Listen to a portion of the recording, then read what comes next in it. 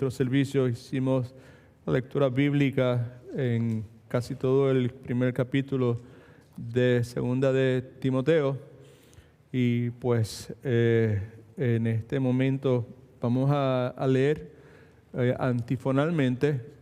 Yo leo una porción y usted lee la próxima de Segunda de Timoteo capítulo 1, versículos del 8 al 18. Lo tiene en la pantalla, lo tiene en su Biblia y también lo tiene en el bosquejo que le hemos provisto. Vamos a leer los versículos del 8 al 18, que es la porción bíblica que nos toca considerar en esta tarde. Vamos a leerlo de forma antifonal. Yo le voy a solicitar un favor en este momento, es que si todavía le queda un poco de energía, la utilice y que cuando lea la palabra de Dios, la lea fuerte, con ganas, con brío. All right? Así que, Segunda Timoteo, capítulo 1, versículos del 8 al versículo 18. Pablo comienza diciendo: por tanto, no te avergüences de dar testimonio de nuestro Señor, ni de mí preso suyo, sino participa de las aflicciones por el Evangelio según el poder de Dios.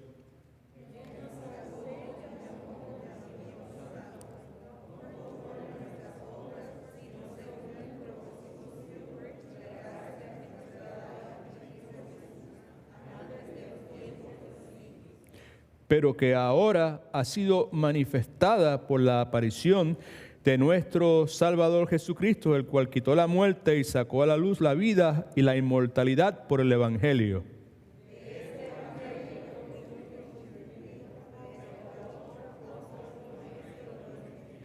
Por lo cual asimismo padezco esto, pero no me avergüenzo, porque yo sé en quién he creído y estoy seguro de que es poderoso para guardar mi depósito para aquel día.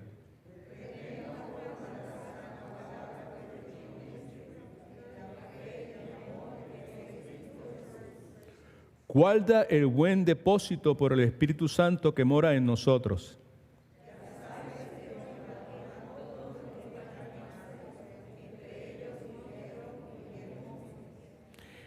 Tenga el Señor misericordia de la casa de Onesífero, porque muchas veces me confortó y no se avergonzó de mis cadenas.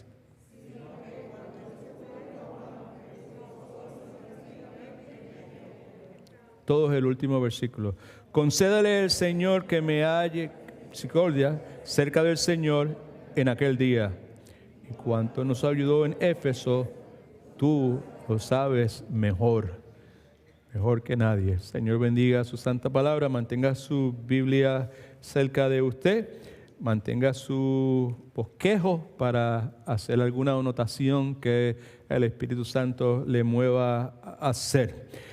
En la tarde de hoy vamos a continuar con la enseñanza que hemos estado haciendo hace ya varias semanas. La misma está basada en el contenido del libro de Segunda de Timoteo. Hoy, mientras consideramos Segunda de Timoteo capítulo 1, versículos del 8 al 18, que es la porción bíblica que acabamos de leer, nos vamos a encontrar con una exhortación muy directa a que seamos cristianos que no se avergüenzan de la verdad absoluta de Cristo, que seamos cristianos que no se avergüenzan de su salvación, y que seamos cristianos que no se avergüenzan de la iglesia del Señor Jesucristo. Así que la clave, la palabra clave o la frase clave es: no me avergüenzo, no te avergüences, no nos avergonzamos. Right? Now, la vergüenza como tal es una emoción. Y de paso es la primera emoción que se describe en la palabra de Dios luego de que el hombre y la mujer, Adán y Eva, caen en pecado, luego de la caída del hombre, lo que se conoce teológicamente de esa forma. Si usted ha tenido la oportunidad de estudiar el libro de Génesis, usted puede recordar ese incidente en que Adán y Eva están viviendo en lo que se conoce como el jardín del Edén. Mientras lo hacen, están disfrutando de una comunión íntima con Dios, una comunión íntima entre ellos mismos. Y es interesante, me parece a mí, en el contexto de lo que estudiamos en esta tarde, lo que leemos en Génesis capítulo 2, versículo 25. Me parece que está en la pantalla, está en sus notas, está en su Biblia. En Génesis capítulo 2, versículo 25 dice, estaban ambos, esto es antes de la caída, ambos, Adán y su mujer, desnudos, pero no se avergonzaban. Si quieres subraye eso, por favor, pero no se avergonzaban. Sabemos que cuando entra el pecado hay un cambio totalmente radical en las actitudes de ellos. Primero en su actitud para con Dios y su actitud para con ellos mismos. En Génesis capítulo 3, versículo 7, leemos lo siguiente. Entonces fueron abiertos los ojos de ambos, esto es luego de la caída, y se dieron cuenta de que estaban desnudos, e inmediatamente por la vergüenza que el conocimiento de esa desnudez genera, ellos cosieron pues hojas de higuera, autojusticia o justicia propia, como usted le quiera decir, y se hicieron delantales para cubrir su desnudez. El punto que yo deseo enfatizar a manera de introducción en esta tarde es que con la entrada del pecado también tenemos la entrada de esta emoción humana que se llama vergüenza. Vemos que Adán y Eva tratan de encubrir su desnudez del uno del otro. Quieren cubrirse, Adán quiere cubrirse de Eva, Eva quiere cubrirse de Adán, y quieren cubrir su vergüenza también tratando de esconderse de Dios. Leemos el resto del pasaje, pues vamos a encontrar suficiente evidencia que respalda a esa afirmación. Por otro lado, tenemos que la palabra de Dios en el Nuevo Testamento enseña que el Evangelio del Señor Jesucristo, escucha que es importante, anula la maldición del pecado y remueve la vergüenza que la presencia del pecado trajo consigo. Claro está, esto no es en ninguna forma un llamado al decir que el Evangelio anula la maldición y remueve la vergüenza, no es un llamado a proclamar el nudismo, si usted quiere, como algo aceptable, o para que seamos personas desvergonzadas en ninguna forma. El impacto, escucha que es importante, por favor, del Evangelio sobre este asunto es el siguiente. Es que el ser humano, ahora que tenemos el Evangelio, ahora que Cristo ha entrado en la historia de la redención y ha ocupado el lugar de pecadores como usted y como yo, ahora el ser humano puede desprenderse de esas hojas de higuera que leímos hace un momento ahí en Génesis capítulo 3 versículo 7. Entonces fueron abiertos los ojos de ambos y se dieron cuenta de que estaban desnudos, cosieron pues hojas de higuera. Ahora el ser humano puede desprenderse de esas hojas de higuera que simbolizan la justicia propia de ellos. Ellos no necesitan preocuparse por cubrir su desnudez, su pecado, su vergüenza.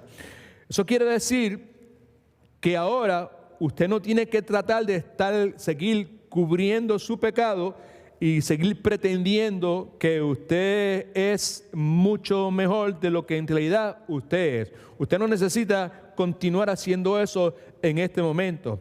Eso quiere decir que usted y yo podemos llevar, alabado Cristo, nuestro pecado a la cruz de Cristo, que usted y yo podemos ser honestos con Dios, con nosotros mismos en relación a nuestro pecado, y podemos hacerlo porque un perdón no humano, no producto de obras y sacrificios humanos, sino un perdón sobrenatural ha sido provisto en la obra redentora del Señor Jesucristo. ¿Alguien dice amén? Aleluya. De eso nos habla el escritor de Hebreos, en Hebreos capítulo 12, en el versículo 2, donde leemos: puestos los ojos en Jesús, Jesús, el Redentor, el que hizo toda esa obra por nosotros.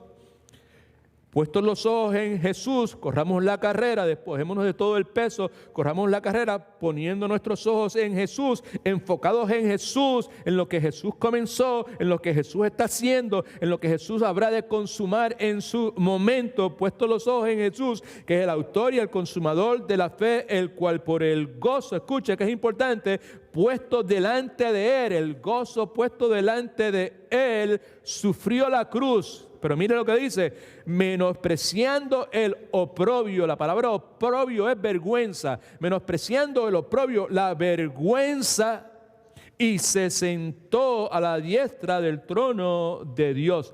Como yo sé que a usted le gusta escribir, saque su lapicero para que escriba esto a manera de introducción. El Evangelio del Señor Jesucristo remueve la vergüenza de nuestro pecado. Porque en la cruz del Calvario Jesucristo llevó en sí mismo la vergüenza de nuestro pecado. Remueve la vergüenza de nuestro pecado porque en la cruz del Calvario Jesucristo llevó en sí mismo, menospreciando el oprobio, la vergüenza de nuestro pecado. Esa, entre muchísimas, es una de las razones por las cuales somos llamados a no avergonzarnos de nuestro Señor y Salvador Jesucristo. Alabado sea su santo nombre. ¿Ok? Así que con eso en mente, vamos a hacer una pequeña exposición de esta porción bíblica. Obviamente, esta porción bíblica es un tratado teológico. Estos versículos, creo que son 9 versículos, si no me equivoco, o 10 versículos, son versículos que cualquier persona que sea competente en la exposición de la palabra, que yo no soy, puede estar 4, 5, 6 o 7 meses en esos 10 versículos porque están preñados con total fundamento teológico y doctrinal para la iglesia del Señor Jesucristo. El Señor me ayude a hacer una exposición acertada de esta porción bíblica y luego vamos a ver 5 cosas que vemos en esta porción bíblica. Están ahí, pero quizás le pasamos por encima y no las vemos. Mi función es identificarlas al momento de concluir nuestra enseñanza en la tarde de hoy. Pablo comienza con la frase, por tanto.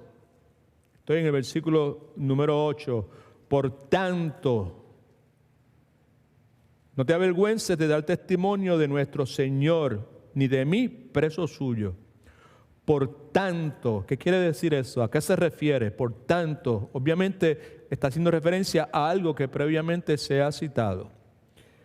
En esencia, lo que quiere decir es que ante el hecho, Pablo diciendo, ante el hecho de que Dios a ti, Timoteo, no te ha dado un espíritu de cobardía ante el hecho, eso es el versículo 7, ante el hecho de que Dios lo que te ha dado a ti es un espíritu de poder, un espíritu de amor, un espíritu de dominio propio, de autodisciplina, ante la realidad del don, versículo 6, y de los recursos que Dios te ha dado, Timoteo, ante la realidad de todas estas bendiciones ilimitadas que Dios en su plan soberano ha decidido colocar sobre ti, Timoteo.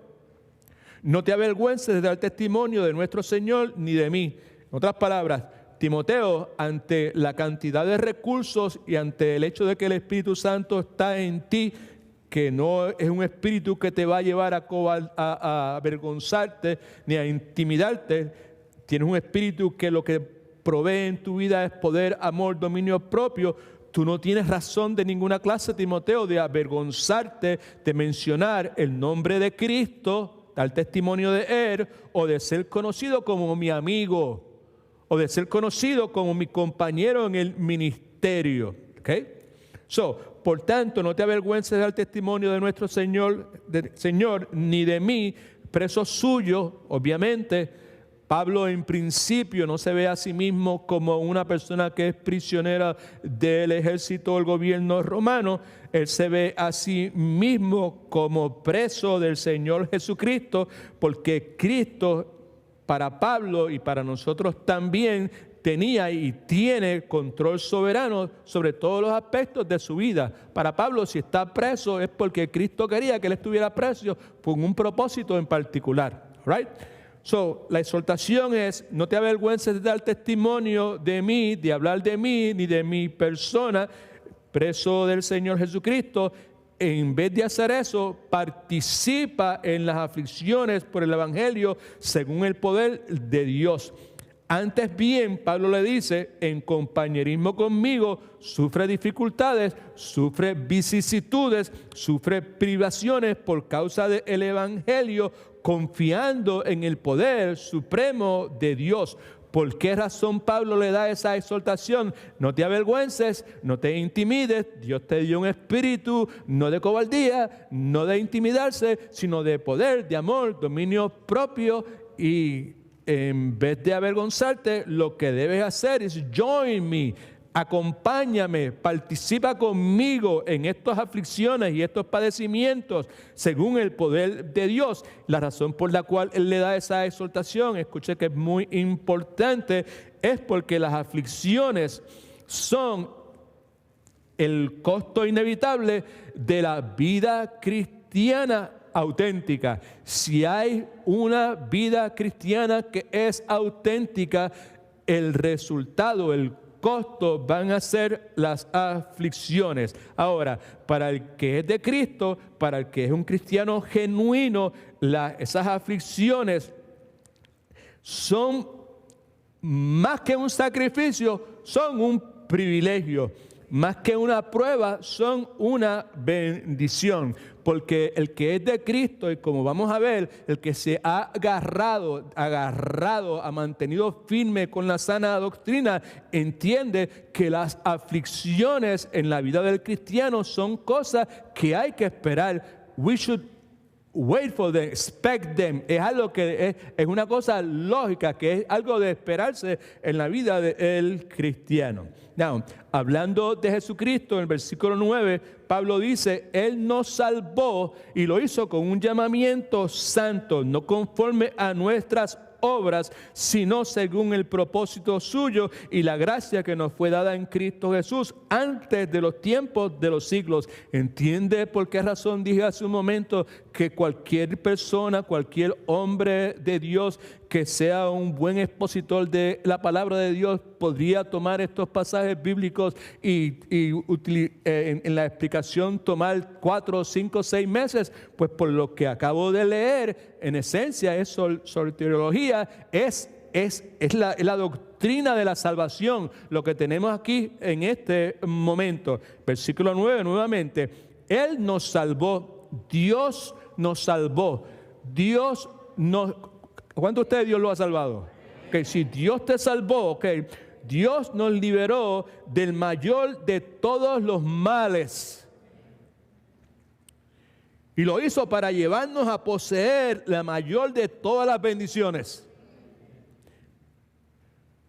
La Escritura dice que cuando estábamos muertos espiritualmente en nuestros pecados de cocote en dirección hacia el infierno, Dios nos dio vida, nos regaló vida espiritual por medio de la gracia de Dios.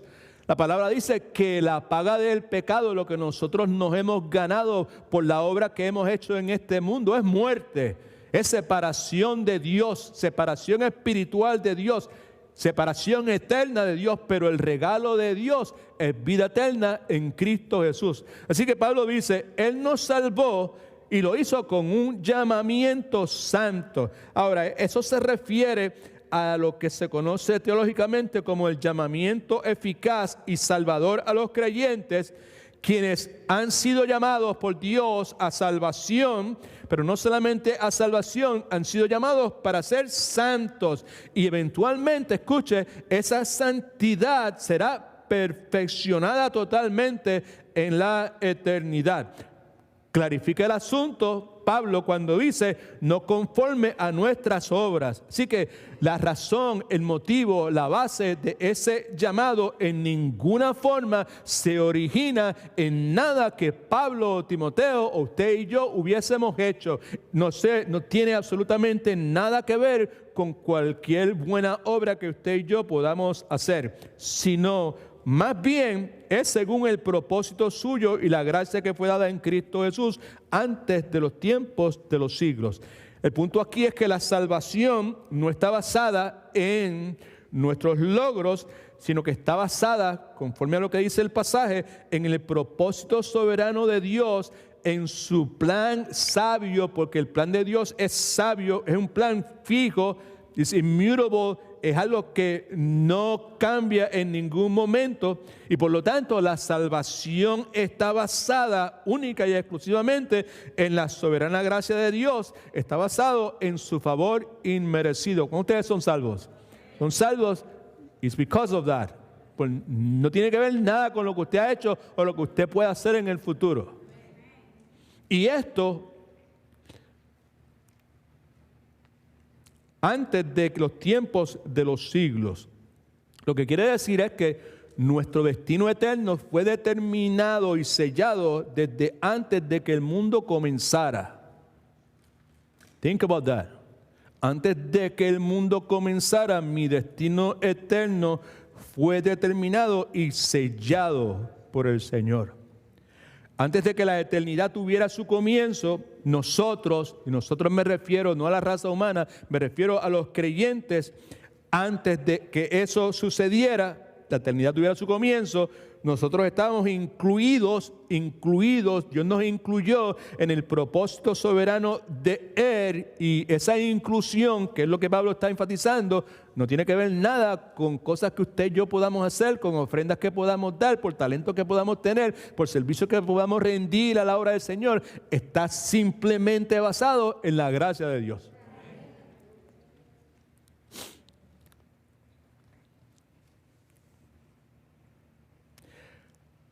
Esa gracia designada para nosotros y que nos fue dada antes de los tiempos de los siglos, versículo 10 dice, que ahora ha sido manifestada por la aparición de nuestro Salvador Jesucristo. Esa gracia ahora ha sido revelada por medio de la aparición, la palabra es epifanía, por medio de la aparición de nuestro Señor y Salvador Jesucristo, Cristo, el ungido Hijo de Dios. El punto es que por medio de su primera venida, esa aparición de Cristo, desde su concepción divina, virginal, en el vientre de María, su encarnación, su coronación, en todo ese proceso, la gracia de Dios fue revelada. Continúa diciendo el versículo 10, hablando de Cristo, dice que el cual quitó la muerte, abolió la muerte y sacó a la luz la vida y la inmortalidad del Evangelio. No, aquí lo que vemos, otra vez profundo, es una descripción de lo que Cristo hizo por pecadores como usted y como yo, en gran necesidad de gracia. Gracia es favor inmerecido. Como resultado de la primera venida del Señor Jesucristo, ¿okay?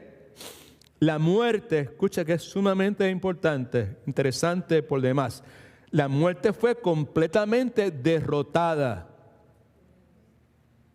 Fue declarada inoperante, inefectiva. Cuando hablamos de muerte, hemos dicho en infinidad de ocasiones, bíblicamente hablando, tenemos que pensar en tres aspectos, ¿verdad? Está la muerte espiritual, que es la separación de Dios por medio del pecado. Está la muerte física, que es lo que sucede cuando un ser humano fallece. Y está la muerte eterna, que es la separación eterna de Dios, que le espera a las personas que físicamente mueren estando espiritualmente separados de Dios. ¿Estamos? Para el creyente, el aspecto de la muerte eterna ya no existe. Para el que está en Cristo, la cuestión de la muerte eterna, ni fu ni fa. Ya no hay preocupación para nosotros con relación a la muerte eterna. Y para el que está en Cristo, la muerte física ya no es una maldición, ahora es ganancia. Ausente del cuerpo, presente con el Señor. Alabado sea el nombre de Cristo. Así que en su primera venida, Jesucristo sacará a la luz lo que quiere decir es dar a conocer.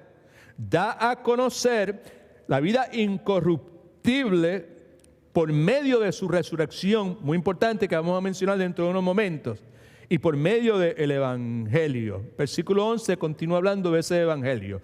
De este Evangelio, las buenas noticias mencionadas aquí en este versículo 10. Ese versículo 10, como le dije, es un versículo que está, como dicen los puertorriqueños, brutal en su contenido teológico. ¿Okay?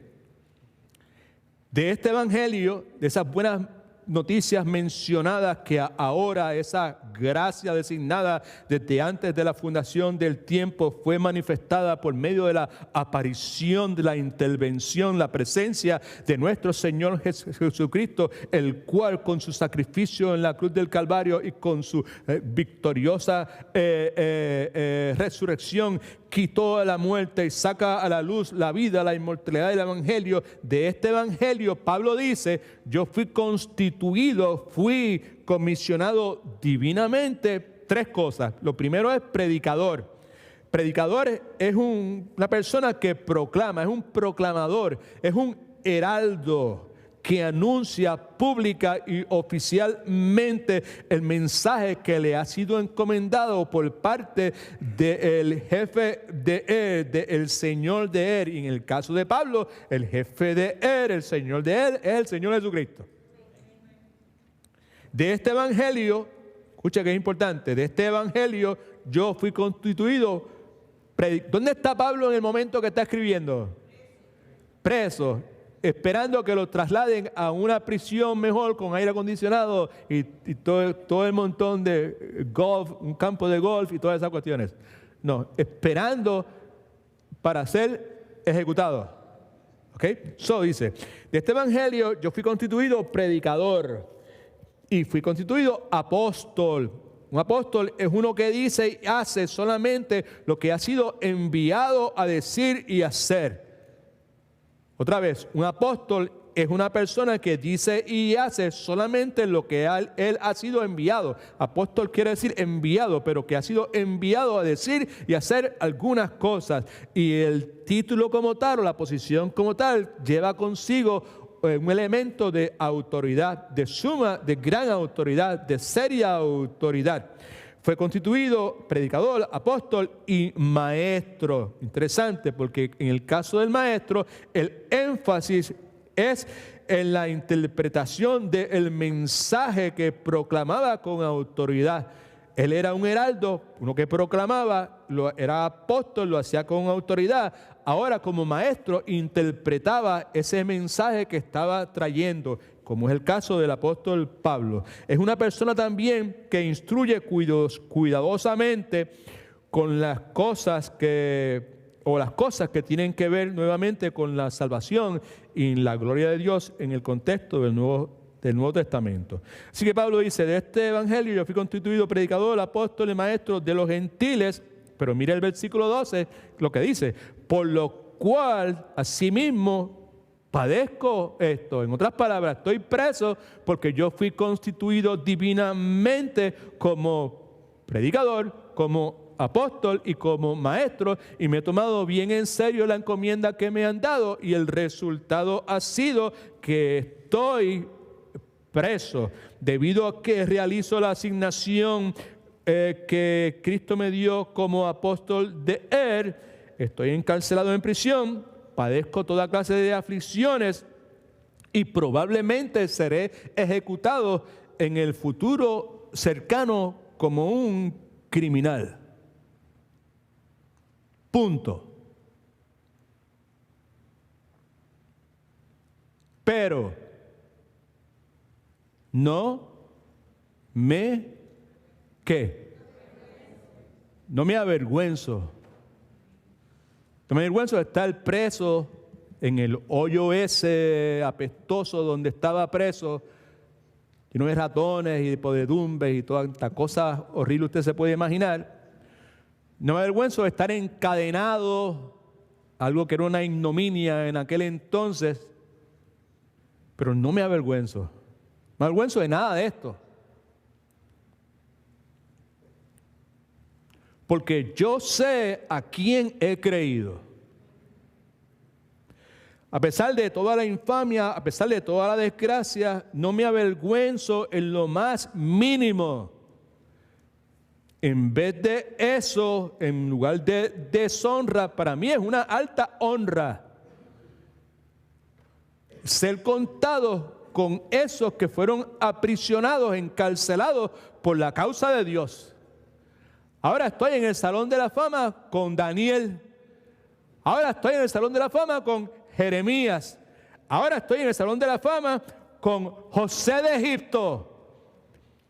Ahora estoy ahí al mismo nivel de Juan el Bautista. No me avergüenzo. ¿Y por qué razón, Pablo? Porque yo sé.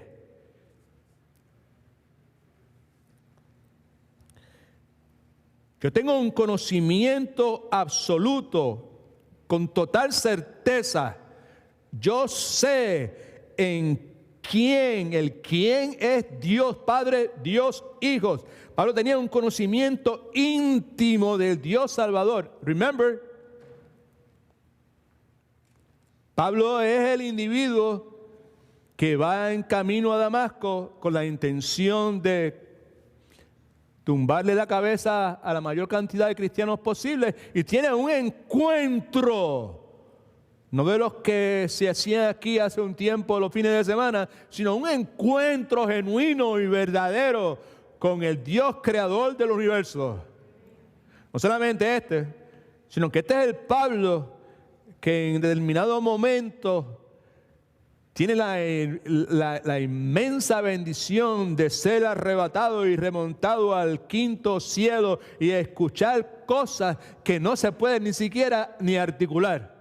So Pablo dice, yo sé, yo no me avergüenzo porque yo sé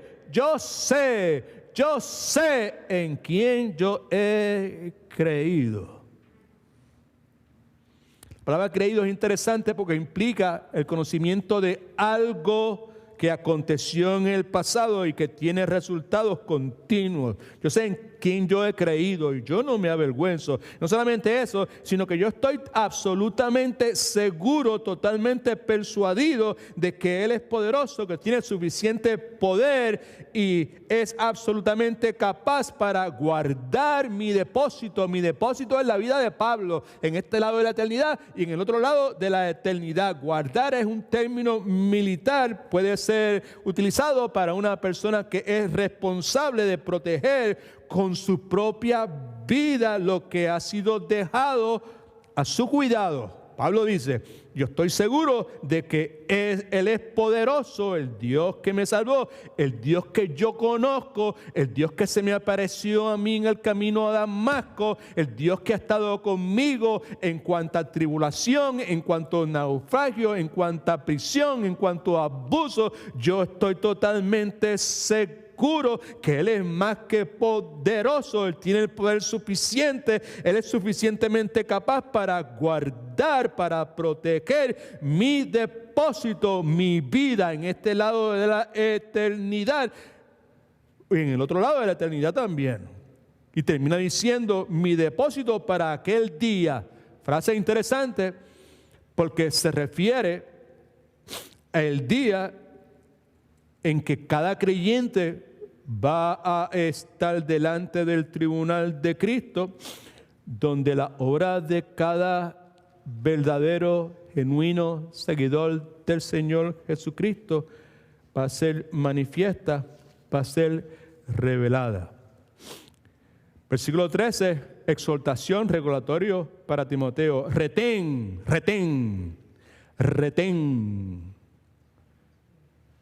Palabra quiere decir, agárrate bien, mantente agarrado, no lo sueltes ni en las cuestas. Hold on to this. Retén.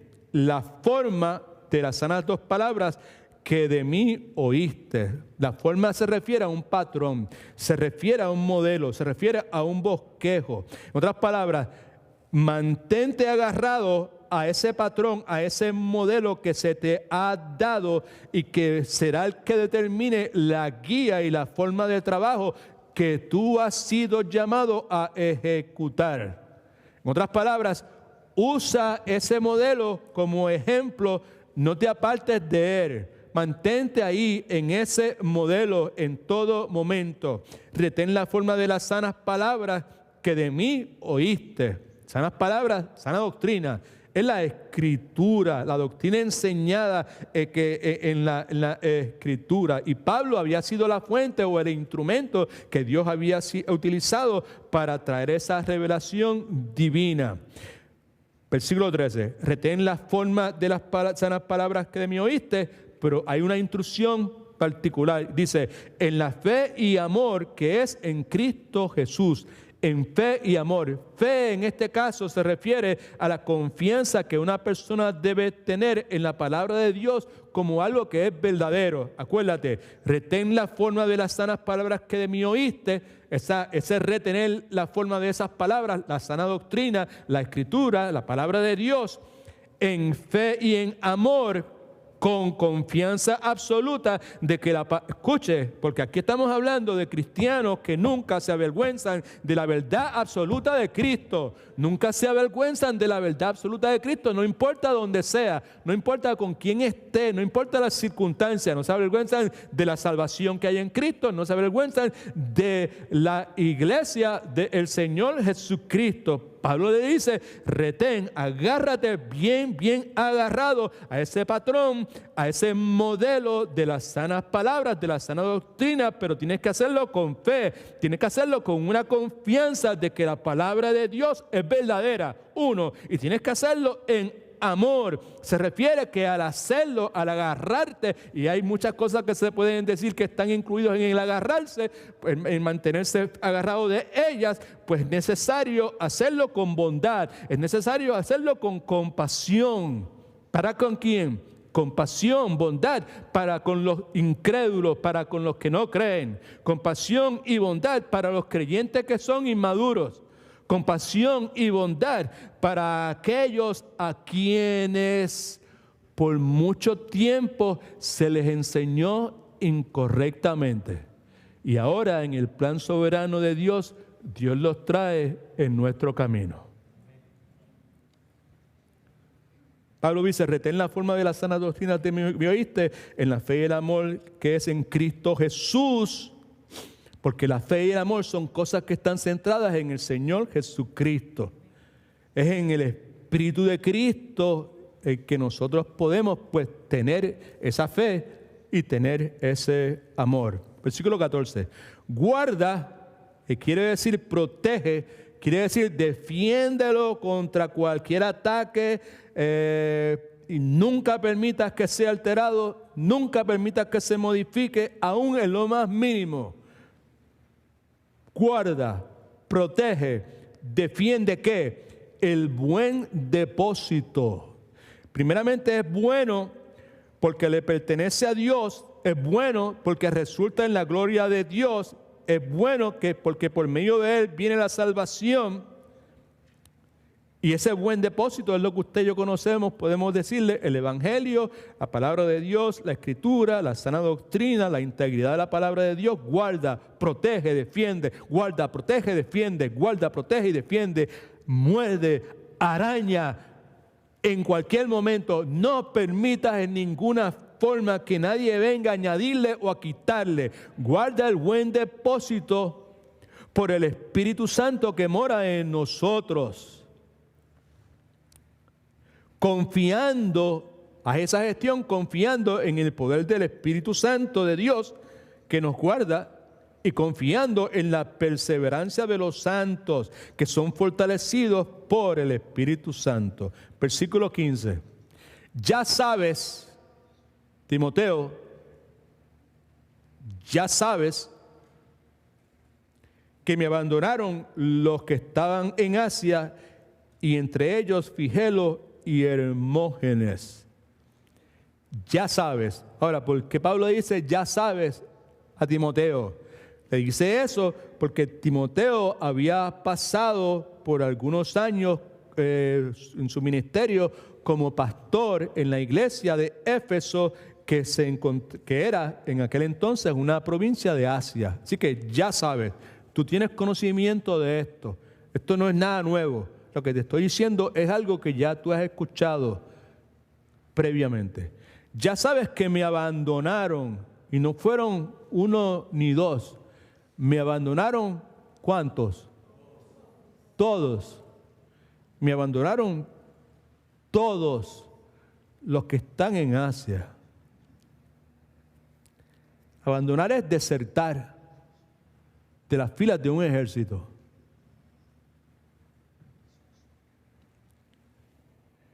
Los que desertaron lo hicieron porque se avergonzaban de Pablo, del evangelio que Pablo predicaba, del evangelio que Pablo defendía. Se avergonzaron aún más cuando Pablo es arrestado, es encarcelado y es condenado a muerte. Comentario al calce que no tienen que ver con la exposición.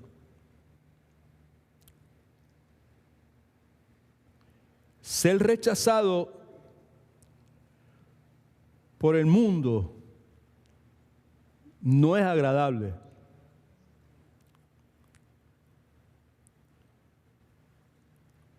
Tener amistades que en un momento eran nice with you, pero ahora que tú le perteneces a Cristo y no te avergüenzas de Cristo, te rechazan, te sacan el cuerpo, te ignoran, te dan de codo. Ser rechazado por el mundo por causa de Cristo no es agradable. Pero ser abandonado por los que en un momento fueron colaboradores en el servicio a Cristo es altamente doloroso y mucho más que eso. Ya sabes que me abandonaron los que estaban en Asia, entre ellos Figelo y Hermógenes. Ahora, estos dos nombres para mí son difíciles de pronunciar y el próximo que viene aún más difícil todavía. De estos dos individuos no es mucho lo que conocemos. Yo diría que lo que conocemos es lo que está escrito aquí. Lo único que se conoce de estos dos individuos es la cobardía de ellos, que abandonaron, que desertaron. Es lógico asumir que Timoteo los conocía. Probablemente eran individuos que en un momento fueron líderes conocidos en la iglesia de Asia. Quizás era el tipo de personas que eran los últimos que usted pudiese sospechar que iban a ser cobardes, que iban a ser malagradecidos y que se iban a avergonzar de Cristo y del apóstol Pablo. Muy interesante para mí el hecho de que Pablo los llama, los identifica por sus nombres. Habla de que todos me abandonaron, pero estos dos en particular, Pablo, y en 1 Timoteo también hay otros que Pablo identifica por sus nombres. Pero estos dos en particular, Pablo los identifica por sus nombres. Me parece a mí que el deseo de Pablo por proteger la iglesia provoca que Pablo los identifique por sus nombres. En otras palabras, Figelo y Hermógenes, ¿lo pronuncié bien? Oh, gracias. Hermógenes, they're bad company. Son mala compañía. Todos los que había allá me abandonaron, pero estos dos también, pero estos son bien mala compañía. Así que ya saben los nombres, saben que cuando escuches que Figelo empezó una obra y Hermógenes empezó otra obra, you run away from that.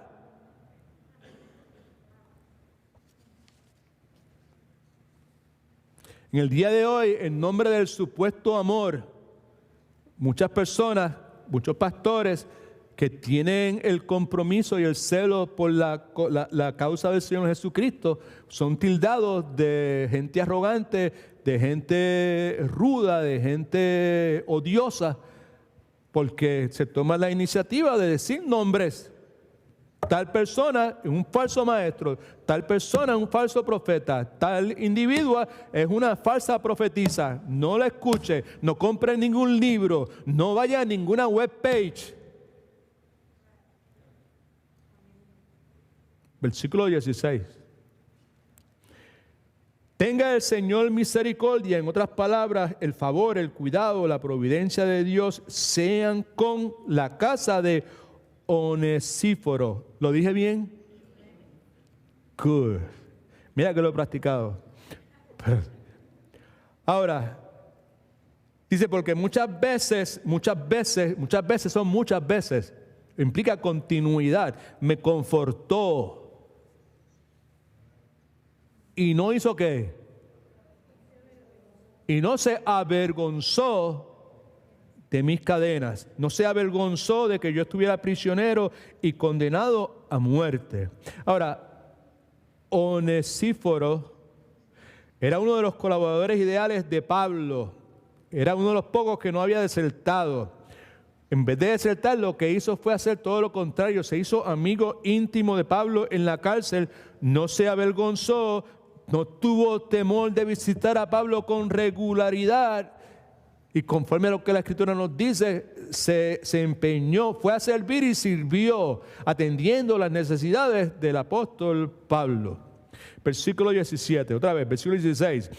Tenga el Señor misericordia de la casa de Onesíforo, porque muchas veces me confortó y no se avergonzó de mis cadenas, sino que en vez de avergonzarse, cuando estuvo en Roma, cuando vino a Roma, cuando estuvo en Roma, me buscó solícitamente, me buscó con ganas, me buscó con deseos de encontrarme, me buscó para servir, y cuando vino donde mí lo que hizo fue servir, me buscó solícitamente y me halló. Así que el comentario de Pablo está preñado de significado, implica que la búsqueda de Onesíforo fue una búsqueda que requirió tiempo. No fue un día, yo chequeé por él, pero no lo vi y seguí por ahí para abajo. No, constantemente volviendo ahí, tocando puertas hasta que finalmente averiguó en qué prisión era que tenían el apóstol Pablo. Requirió tiempo, requirió esfuerzo y sobre todas las cosas, requirió ¿qué? Requirió exponerse a peligro. Porque Pablo, utilizando el lenguaje que se utilizaba en las calles de Puerto Rico hace muchos años, Pablo estaba caliente. A ver, identificarse con Pablo era una cosa que tú no querías hacer. Versículo 18. Un juego de palabras muy interesante aquí en el versículo 18. Concédale, Pablo orando, intercediendo por Onesíforo, concédale el Señor ahí es Dios Padre. Concédale al Señor, Dios Padre, que haya misericordia, cuidado de la providencia de Dios cerca del Señor. Concédale al Señor que haya misericordia cerca del Señor. Ahora, aquí el Señor es el Señor Jesucristo. ¿Por qué razón sabemos eso? Por lo que viene después, porque dice en aquel día, y como ya dijimos anteriormente, aquel día es el día de Cristo, is the bema seat of the Lord Jesus Christ, es el tribunal de Cristo, es el día en que los creyentes van a estar frente al Señor Jesucristo para recibir su recompensa por las obras que han realizado. La última oración que vemos aquí en este versículo 18, esto es lo que dice. Y cuanto nos ayudó en Éfeso, está hablando de Onesíforo, ¿right? Tú lo sabes mejor que nadie, tú lo sabes cuánto nos ayudó él antes de venir a Roma. O sea, que antes de venir a Roma y estar ayudando al apóstol Pablo en la prisión, él había rendido una labor de excelencia por la causa del Evangelio mientras estaba en Éfeso. Por eso lo hizo, tú lo sabes mejor. Tú fuiste testigo ocular del amor, del compromiso de Onesíforo por Cristo y por la iglesia.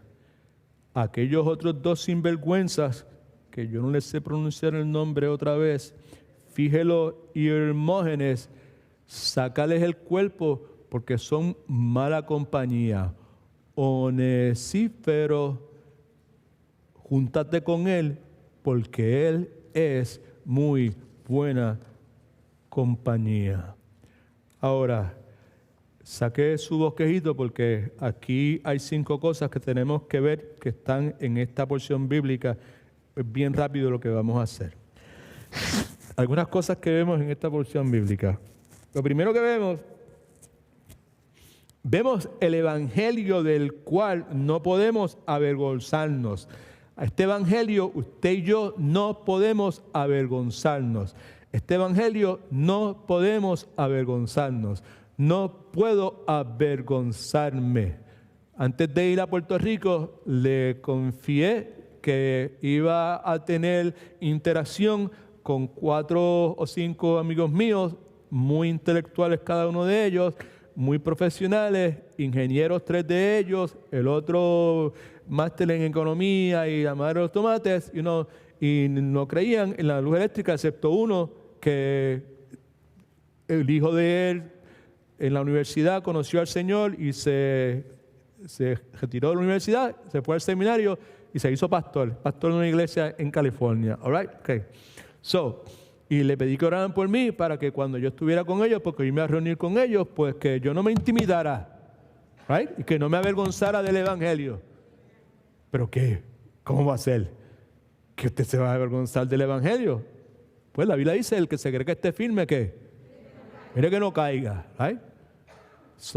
Pues ante esa realidad, pues nunca está de más tener gente que está orando por uno en todo momento. Y el Señor, pues, obviamente, pues me ayudó. Fueron muy respetuosos y en su momento tuve la oportunidad de hablar del evangelio en forma abierta, no con todos, pero por lo menos con 2 de ellos. Right? Versículos 8 al 11, esto es lo que dice, el evangelio del cual no podemos avergonzarnos. No vamos a leerlo, simplemente escuche esto. Sumamente interesante que estos 4 versículos del 8 al 11, esto es una sola oración en el idioma original. Es interesante eso, es una sola oración. Era una declaración continua sin interrupción. Los pensamientos estaban unidos uno tras el otro por medio de cláusulas. Por lo tanto, pero de ahora en adelante, el cual quitó tal o cual cosa. El punto es que por medio de esta extensa declaración, el apóstol nos recuerda algunas cosas que no nos permiten avergonzarnos. ¿Okay? Primeramente, no nos avergonzamos, escriba esto por favor, debido al poder de Dios. No me avergüenzo debido al poder de Dios. Por tanto, no te avergüences de dar testimonio de nuestro Señor, ni de mí, preso suyo, sino participa de las aflicciones por el evangelio según el poder de Dios. Por lo tanto, como dijimos hace un momento, se refiere al versículo 7. ¿Cuál es el versículo 7? El que dice que Dios no nos ha dado un espíritu de cobardía, sino que nos ha dado un espíritu de poder, de amor, dominio propio. En otras palabras, debido a que Dios nos dio un espíritu de amor, ahí dice amén, Dios nos dio un espíritu de poder, Dios nos dio un espíritu de dominio propio, de autodisciplina. No hay razón para avergonzarme del Señor. No hay razón para avergonzarme de los que representan al Señor. No hay razón tampoco para avergonzarme del mensaje, del testimonio, de hablar del Señor, de orar a mi Señor en presencia de quien sea necesario. Ahora, cuando le hablamos a alguien del Evangelio de Cristo, estamos dando testimonio o testificando del Señor y no debemos avergonzarnos, right? Romanos capítulo 1, versículo 16, Pablo dice, no me avergüenzo del Evangelio porque es el poder de Dios. El Evangelio es el poder de Dios para salvación de todo aquel que cree, del judío primeramente y también del griego. Mientras usted tenga la oportunidad, usted comparta el Evangelio con quien sea, las veces que sea necesario. No importa que lo haya hecho 1, 2, 3, 4, 5, 6, 7, 8, 9, todas las veces que se le presente la oportunidad, comparta el Evangelio. Si la persona puede escuchar comparta el Evangelio. Amén. All right. Y no se avergüenza del Evangelio. Pablo dice, no me avergüenzo del Evangelio porque es poder de Dios para salvación de todo aquel que cree, del judío primeramente y también del griego. Así que el poder del Evangelio, importante, y avergonzarme del Evangelio, hay poder en el Evangelio, el poder del Evangelio y avergonzarme del Evangelio son dos cosas que no pueden ir juntas. Se repelen, el poder del Evangelio y avergonzarme del Evangelio. It can't go together. No puede existir en la vida de alguien. Right? Si el poder del Evangelio está en mí, avergonzarme del Evangelio, no. No hay posibilidad, no hay absolutamente nada en el Evangelio por el cual usted y yo podamos estar avergonzados. No hay nada en el Evangelio por el cual usted y yo podamos estar avergonzados. Escuche, no escuche solamente la voz mía, sino escuche, si usted es cristiano, si usted es creyente, tiene el Espíritu Santo, escuche lo que de adentro le están diciendo. El Evangelio es la más magnífica noticia del ser humano que cualquier ser humano puede imaginar. Lo que Cristo hizo, esa aparición de Cristo a la cual Pablo nos hablaba en el versículo 10. Segundo, no nos avergonzamos debido a la preservación de Dios. Escriba eso. No nos avergonzamos debido a la preservación de Dios. Él nos salvó y llamó con llamamiento santo. Él me salvó, Él me rescató, Él escribió mi nombre desde antes de la fundación del tiempo. Todo ese montón de cosas que usted y yo sabemos. Así que esto es una verdad gloriosa, eterna. La palabra enseña que Dios nos libró de la más grande maldición, ya lo dijimos, para darnos la más grande de todas las bendiciones. Romanos 5:12 dice, por lo tanto, como el pecado entró al mundo por un hombre y con el pecado la muerte que provocó la vergüenza, ¿se acuerda al principio? Así la muerte pasó a todos los hombres por cuanto todos pecaron. Y Romanos 6:23 que nos recuerda que la paga del pecado es muerte, pero la dádiva de Dios es vida eterna en Cristo Jesús, Señor nuestro. El mismo que nos dio vida a nosotros cuando estábamos muertos en nuestros pecados. Así que Cristo nos dio vida y Él no quiere que esa vida espiritual que Él nos dio la desperdiciemos. Quiere que la vida que me dio cuente para algo. En inglés diríamos, make your life count, donde quiera que vayas. Otro es que no nos avergonzamos debido al propósito de Dios. Versículo 9. Él nos salvó y llamó con llamamiento santo, no conforme a nuestras obras, sino según el propósito suyo. El punto aquí que podemos destacar es que la salvación suya, si es que usted es salvo, no fue un asunto de última hora para Dios.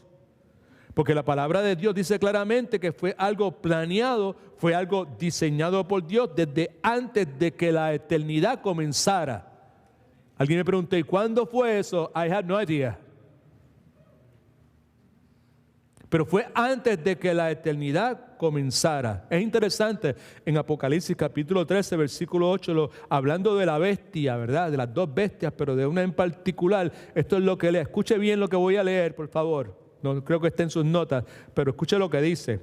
Lo adoraron, fue a la bestia, que está haciendo referencia a la bestia. Adoraron a la bestia todos los habitantes de la tierra, pero mire quiénes eran, cuyos nombres no estaban escritos desde el principio del mundo en el libro de la vida del Cordero que fue inmolado. Los que adoraron a la bestia fueron todos aquellos cuyos nombres, gloria a Dios, aleluya, cuyos nombres no habían sido escritos en el libro de la vida, nuevamente, desde la fundación del mundo. Así que Dios nos escogió, amén, right? Y en un momento nos llamó. Desde antes de la fundación del mundo escribió el nombre mío, Edwin Tor Romero. Está escrito ahí, antes de que la eternidad comenzara, ya estaba escrito, y en su plan soberano, en determinado momento, me llamó. No solamente eso, importante, que cuando Dios me creó en el vientre de mi amada madre Adela, y nuevamente, feliz día de madres, cuando Dios me creó, me diseñó en el vientre de Adela, Dios tomó en cuenta todo lo que Él ya tenía programado para mí desde antes de la fundación del tiempo. Así que Dios no solamente me escogió, me diseñó, en un momento dado me llamó con un propósito. Y todo eso lo hizo, escucha que es importante, antes de que usted y yo hubiésemos nacido. Así que no nos avergonzamos también debido a la presencia de Dios. Versículo 10. Pero ahora ha sido manifestado por la aparición, epifanía de nuestro Señor Salvador Jesucristo, el cual quitó la muerte y sacó a la luz la vida y la inmortalidad por el Evangelio. Quizás esto es lo más importante en todo lo que hemos discutido. La verdad central de la fe cristiana consiste en el hecho, escucha, la verdad central de la fe cristiana consiste en el hecho o en el acto de que Dios interviene y hace acto de presencia en la historia de la humanidad, en la persona del Señor Jesucristo. No sé si lo expliqué claro, yo lo entendí, pero probablemente no lo expliqué claro. O sea, que el punto central, la verdad central de la fe cristiana consiste en el hecho de que el Dios que creó todas las cosas y dio su ley en el Antiguo Testamento, en determinado momento interviene y hace acto de presencia y dice, aquí estoy yo, en la historia de la humanidad, en la persona del Señor Jesucristo. Lo que Pablo tiene en mente en el versículo 9, cuando habla del propósito suyo y por medio de su gracia. Si no me he hecho entender, que es muy probable que sea de esa forma, en su aparición, de que es lo que Pablo nos habla aquí en estos versículos, versículo 10, que es la primera venida del Señor Jesucristo, al hacer acto de presencia, Cristo quita la muerte y como ya dijimos, eso quiere decir, la muerte sigue, la muerte está activa, está ahí, ¿verdad? Pero lo que quiere decir es que la muerte es declarada inoperante, inefectiva, nulificada. Y como dije hace un momento, y vuelvo a repetir porque es altamente importante, para el verdadero creyente, para aquel que ha nacido de nuevo, la muerte eterna ya no existe.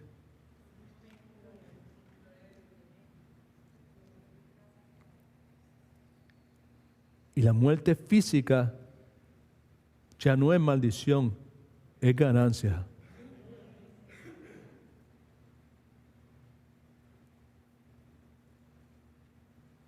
No sucede por accidente, no sucede por osmosis. No sucede con coger la Biblia y ponerla debajo de la almohada y acostarme a dormir ahí y ya dentro de un tiempo voy a levantarme pensando de esa forma. Requiere mortificación de pecado, como estamos hablando los domingos por la mañana.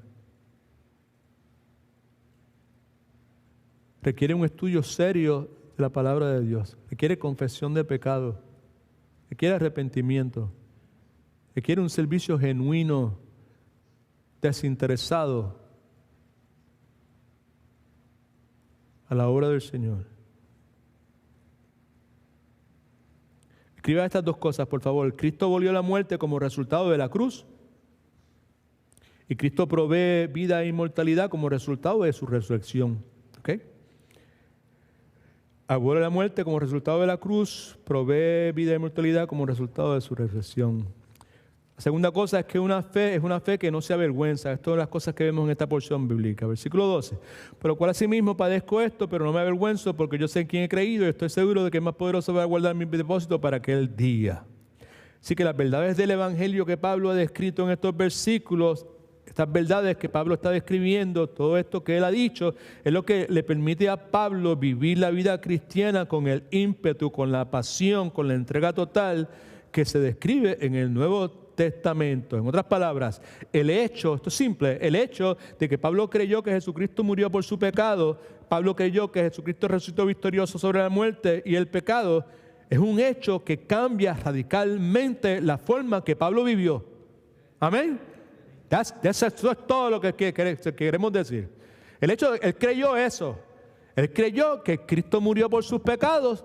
Él creyó que Cristo resucitó victorioso sobre la muerte y el pecado. Y ese hecho, esa realidad que él creyó eso, cambió radicalmente la vida del apóstol Pablo. De ser uno que andaba persiguiendo cristianos para matarlos, ahora se había unido a esos cristianos y estaba siendo perseguido por otros que querían matarlo a él, porque él también ahora era cristiano. Su vida cambió radicalmente porque él simplemente creyó que Cristo murió por sus pecados, consciente de su bancarrota espiritual, consciente de que no tiene el menor chance, la menor oportunidad, seguro de que hay vida después de la muerte. Cree en Cristo, le confiesa como Salvador, cree que resucita entre los muertos, y eso cambia radicalmente la vida de este hombre. ¿Cuántos están de acuerdo con eso? Gracias. Vamos a ver si es verdad que el gas pela.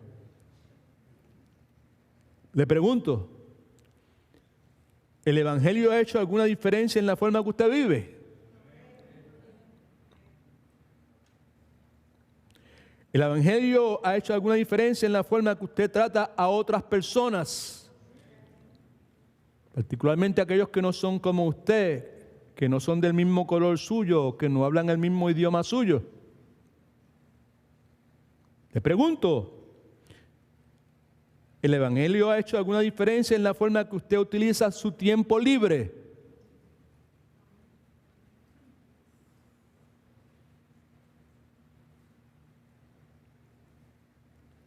¿El Evangelio ha hecho alguna diferencia en la forma que usted gasta su dinero?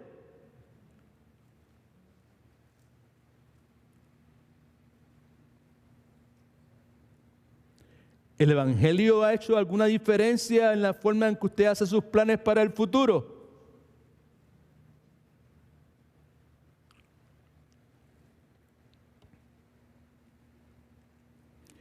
Punto cuál es, pastor, es este. Si el haber conocido genuinamente, conocido para salvación a Cristo,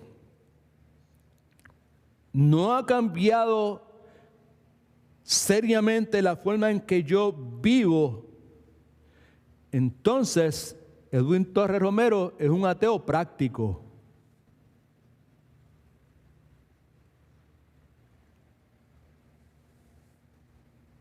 Si yo digo que creo en Dios y en mi vida no hay evidencia de esa fe, entonces estoy viviendo una soberana mentira.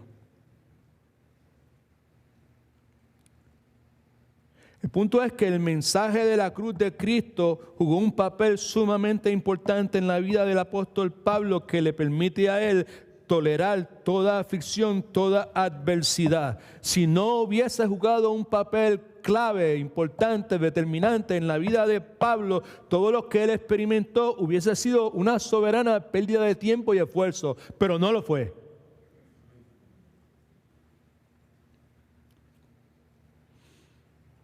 Importante tener claro para nosotros, en conclusión, que Pablo no está escribiendo desde una oficina con aire acondicionado. Pablo está escribiendo desde un calabozo esperando su ejecución. Y te pregunto nuevamente, ya que estamos aquí, ya mismo nos vamos. ¿Cuál hubiese sido tu actitud si tú hubieses estado en los zapatos del apóstol Pablo en ese momento? Sabes que tus días están contados. Estás en prisión. Todos los que estaban contigo te han desertado. Estás literalmente solo. ¿Cómo hubiese respondido? En esa circunstancia, Pablo expresó su total confianza y su total dependencia en el Señor. Dos guardianes que nos permiten, no me permiten avergonzarme. Versículos 13 y 14. Retén la forma de las sanas palabras que me oíste en la fe y en el amor en Cristo, en la fe y el amor en Cristo Jesús. Timoteo tenía un llamado: proteger un depósito o un tesoro. Y el punto es que debería protegerlo dependiendo única y exclusivamente del poder del Espíritu Santo.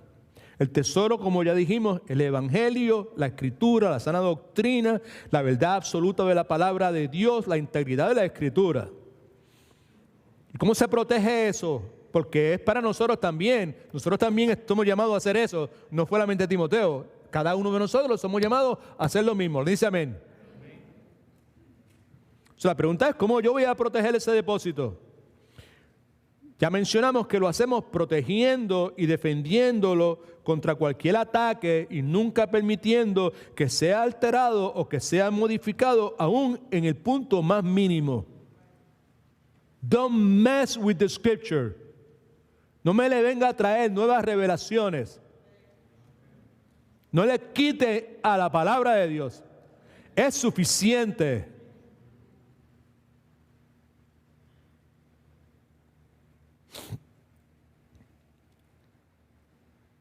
También la protegemos cuando creemos la palabra, cuando obedecemos la palabra, cuando la compartimos con otros. El punto es que Timoteo fue llamado a mantener agarrado el depósito o la sana doctrina, dos formas básicas y esenciales, con fe y con amor. He aprendido que al momento de ejecutar esta encomienda, como me pasó hace unas semanas en Puerto Rico, hay algunas cosas que necesitan estar presentes en mi mente en todo momento. Dos de ellas están escritas en sus notas. Uno, que Jesucristo no solamente es el objeto de mi fe, sino que Jesucristo es también la fuente de mi fe para creer, para obedecer, para confiar. Es de Cristo que me alimento, es de Él. Él es la fuente de donde yo puedo creer en Él. Suena como raro, pero eso es lo que la Escritura dice. Y segundo, no es suficiente que yo diga la verdad. Debo decir la verdad en amor, con bondad, con compasión. Y por lo tanto, como dije hace un momento, preciso tener bondad y compasión con los incrédulos. Bondad y compasión con los incrédulos. Bondad y compasión con los incrédulos. Bondad y compasión con los creyentes inmaduros. Verdad y compasión para aquellos a quien se le enseñó mal en el principio. Mientras estuve en Puerto Rico, tuve la oportunidad de compartir con algunos familiares que se le enseñó bien, pero que bien mal desde el principio. Y mi encomienda era a mantenerme agarrado del Evangelio y proclamar el Evangelio, pero es necesario hacerlo con fe, con confianza de que lo que estaba diciendo es verdadero, pero también con amor, con bondad y compasión por ese tipo de personas. Número 4, también vemos un ejemplo seriamente vergonzoso en Figelo y Hermógenes. Como dije, dos individuos mencionados solamente aquí en el Nuevo Testamento, parte de un grupo grande que habían desertado al apóstol Pablo cuando estaba preso.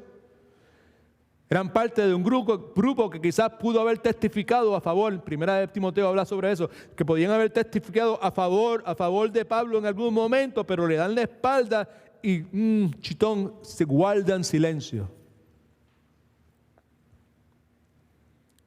Muchas veces es posible demostrar el amor de Cristo y hablar la verdad de Cristo y aún así tener gente en contra tuya. Le pasó a Pablo, le pasó a Cristo y nos va a pasar a cada uno de nosotros también. Y por último, también vemos la imagen de uno que no se avergüenza y es Onesíforo.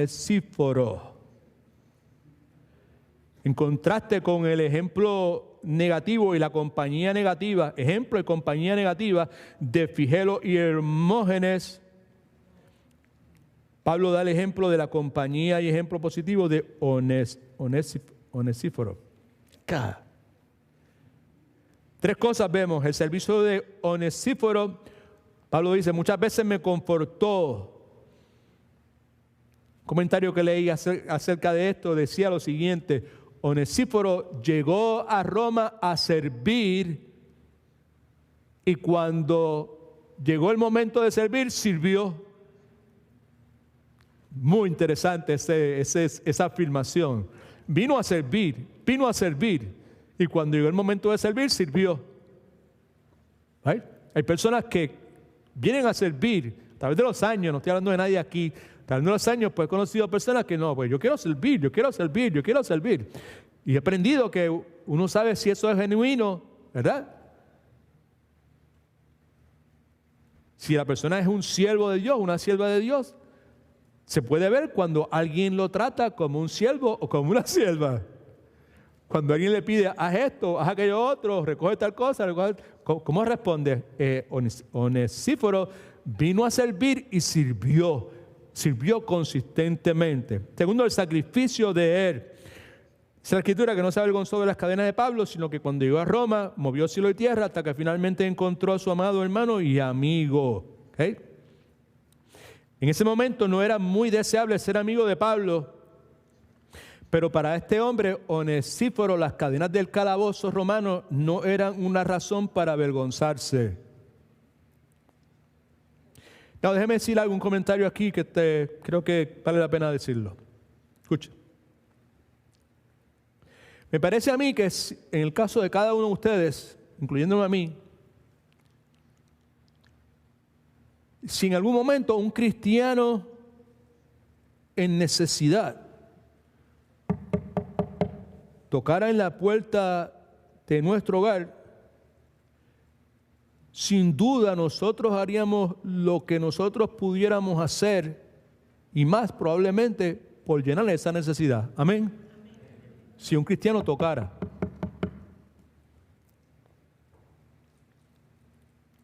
Me parece a mí que eso está bien, pero hay una pregunta que es mucho más urgente para nosotros hacernos. Y es esta. ¿Cuán diligentes hemos sido nosotros al buscar a esos hermanos cristianos que están en necesidad? El ejemplo de Onesíforo nos lleva en esa dirección. Él fue en busca diligentemente, buscando, tocando puertas, hasta que finalmente encontró a un hermano que tenía necesidad. Solícitamente buscó a Pablo hasta que lo encontró. Y la salvación de Onesíforo. El Señor le conceda que haya misericordia acerca del Señor en aquel día. Como dije ya hace un momento, no estamos hablando de la salvación de Onesíforo. Sin duda la actitud de este hombre y sus servicios son una manifestación de su fe genuina en el Señor Jesucristo. ¿Qué nos enseña este hombre Onesíforo? Que una de las formas de poder ver la realidad de la fe de una persona, que una persona reclama tener, es por medio de lo que la persona hace, por medio de lo que la persona no hace. Conclusión, la fe verdadera, que es real, tiene resultados reales, tangibles. Pablo está diciendo que las acciones de este hombre, Onesíforo, tendrían un impacto en la vida de él cuando él estuviese cara a cara con el Señor Jesucristo el día del tribunal de Cristo. Y el Señor Jesucristo nos llama también a nosotros a considerar lo mismo. Okay. Now, hay un pasaje que aquí, yo puse aquí a lo último, que si tú lo lees, tú dices, ¿qué hace este pasaje aquí, verdad?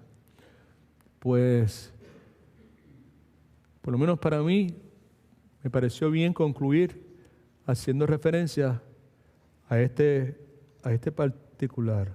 ¿Okay?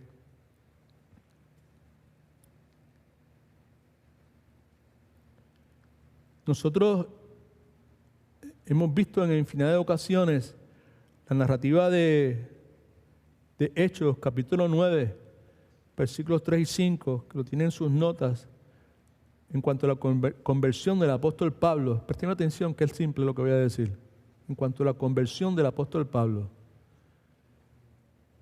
Hemos hablado de lo que el pasaje dice, lo tienes ahí. Hechos 9, 3 y 5 dice, pero yendo por el camino aconteció que al llegar cerca de Damasco, es Pablo yendo hacia Damasco para buscar cristianos para matar. Repentinamente los rodeó un resplandor de la luz del cielo y cayendo en la tierra oyó una voz que le decía: Saulo, Saulo, ¿por qué qué? ¿Por qué me persigues? Right? Él dijo: ¿quién eres, Señor? Y le dijo: yo soy Jesús a quien tú persigues. Dura cosa te es dar cosas contra el aguijón. Y cada vez que leemos ese pasaje bíblico en cualquier contexto, por lo regular añadimos que Cristo lo que está diciendo es esto: el que se meta con alguno de mis hermanos se está metiendo conmigo. Pablo no estaba persiguiendo a Cristo, Pablo estaba persiguiendo a cristianos. Y la respuesta de Cristo es: si te metes con alguno de ellos, te estás metiendo conmigo. All right? So, en el contexto de lo que acabo de decir, no esperar que venga gente a tocar a la casa de mi casa, cristianos que tengan necesidad. Es nuestra función tomar la iniciativa y buscar esos que tienen necesidad. Mateo 25, 31 al 40. Cuando el Hijo del Hombre venga, el mismo contexto que Pablo está diciendo, en aquel día, Onicef.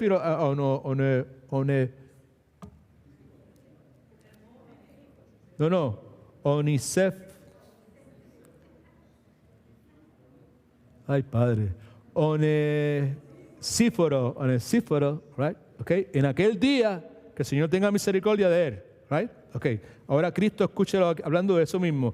Cuando el Hijo del Hombre venga en su gloria y todos los santos ángeles con él, entonces se sentará en su trono de gloria y serán reunidas delante de él todas las naciones. Entonces apartará los unos de los otros, como aparta el pastor las ovejas de los cabritos, y pondrá a las ovejas a su derecha. Las ovejas son los que son de Cristo, y a los cabritos a la izquierda. Entonces el rey dirá a los de su derecha: venid, vendidos de mi Padre, heredar el reino preparado para vosotros desde la fundación del mundo. Porque tuve hambre y me diste de comer, tuve sed y me diste de beber, fui forastero y me recogiste, estuve desnudo y me vestiste, enfermo y me visitaste en la cárcel y fuiste a verme. Entonces los justos responderán diciendo: Señor, cuando te vimos hambriento y cuando te alimentamos, y cuando te vimos sediento y cuando te vimos de comer, y cuando te vimos forastero y te recogimos, te vimos desnudo y te vestimos, o cuando te vimos enfermo o en la cárcel y fuimos a verte. Y respondiendo el rey, Cristo Jesús, le dirá: de cierto os digo que cuando lo hiciste a uno de estos mis hermanos más pequeños, a mí lo hiciste. Así que el mismo Cristo que dice: el que se meta a hacerle daño a alguno de mis hermanos se está metiendo conmigo, es el mismo Cristo que dice: el que le haga bien a alguno de mis hermanos me lo está haciendo a mí también. Así que just think about that, right? No esperemos que las necesidades vengan a tocar a nuestra puerta. Nuestro llamado es a nosotros tomar la iniciativa. Así que el creyente que rehúsa avergonzarse de Cristo precisa considerar los recursos que tiene, el don del Espíritu Santo, la presencia del Espíritu Santo, aceptar el sufrimiento es parte de nuestra vida, recordar que hemos sido llamados por el Señor desde antes de la fundación del tiempo, recordar que tenemos un deber, proclamar, guardar el depósito, agarrarnos de Él, confiar en la seguridad de que el que comenzó la obra en nosotros la va a terminar, afirmarnos, agarrarnos más que nunca en la sana doctrina y también escoger buenos compañeros. Onesífero, el ejemplo de los compañeros que debemos escoger. Filigio y el otro individuo, ejemplos de los que debemos rechazar, de los que se avergüenzan del Señor Jesucristo, de su iglesia y del Evangelio. God is good all the time. Marta y María, las dos amaban al Señor, querían agradarle al Señor. A una de las dos Jesucristo le dijo: pero tú escogiste lo mejor. ¿Right? Con respeto, mucho respeto, a cada uno de los que están presentes aquí en esta tarde, les digo con respeto y humildad, pero con gran convicción, en este día de hoy, que celebra el Día de las Madres, Ustedes escogieron lo mejor primero. Ahora vayan en la forma en que sea prudente para ustedes. Celebren lo que tengan que celebrar, coman lo que tengan que comer, compartan con lo que tienen que compartir. Si el caso es como el mío, que no tengo la mamá o no tengo mi esposa, busque a alguien, llame a alguien, toque la puerta de alguien necesitado. Y quizás no pueda ir a la casa de esa persona, pero es muy probable que pueda compartir con esa persona, hablar con esa persona. Amén. El viernes estuvo extraordinario y lo vamos a repetir. Lo vamos a repetir un día que no haya la posibilidad de que haya algún otro tipo de actividad. Vamos a pedir permiso del gobernador para que cancele todas las actividades en ese día que se puedan hacer para que todo el mundo tenga solamente chance de esta actividad. Porque lo que se hizo fue extraordinario. La pintadita esa fue extraordinaria, pero el tiempo y la dinámica que se desarrolló, priceless, bella, bella, bella, bella, tutta qualitate. All right. Amor. Padre, gracias te damos en el nombre de Jesús por este tiempo que nos das, Señor. Es tu palabra. Ahora nos vamos, Señor, y son 190 y pico de horas en esta semana que probablemente nos sintonicemos a las redes sociales, al Instagram, al Twitter, a cuánta cosa hay, Señor. Pero gracias por habernos dado esta hora y media o estas 2 horas en que hemos podido estar aquí, Señor. Mi esperanza es que el resto de la semana, pues, saquemos tiempo para ti primero, Señor. Que te reconozcamos en nuestros caminos para que tú endereces nuestras veredas, para que tú corones con éxito nuestros esfuerzos, porque esa es tu promesa, Señor. Gracias por darnos a Cristo. Gracias por la salvación de nuestras almas. Si hay alguien aquí que no te conoce, Señor, lleva a esa persona a los pies de Cristo, Señor, que reconozca su pecado separado del Salvador, que se arrepienta, Señor. Si hay alguien que está apartado, que regrese, Señor, porque aquí está tu pueblo, Señor, y tú estás esperando como el Padre del Hijo pródigo que tú siempre eres. Gracias por todas estas semanas en que a cada uno de nosotros que actuamos como pródigos, cuando miramos y nos damos cuenta de lo insensato que somos, arrancamos para donde tú estás y tú estás ahí a mitad del camino siempre esperándonos. Así que gracias, Padre. Te amamos, Jesús. Oramos en tu nombre, para tu gloria. Amén. All right. Mira, que Dios les bendiga. Okay.